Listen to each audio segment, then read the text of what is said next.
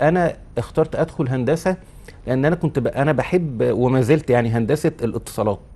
وقلت الفن انا برضو بحب الفن بجانب الهندسه، بس قلت الفن ممكن، لان الفن موهبه انا ممكن امارس ده بجانب هندسه الاتصالات. تمام. لكن الهندسه يعني مش هقدر امارس ده، لان ده علم المفروض اتلقى، يعني ولازم اتلقى تدرسه بالظبط، طبعا. لازم اتلقى العلم ده علشان اقدر امارسه. فقلت هدخل كلية الهندسة ويبقى معايا الشهادة، والفن ده موهبة حاجة بجانب الشهادة وبجانب العمل الاساسي بتاعي اللي هو يبقى في مجال هندسة الاتصالات.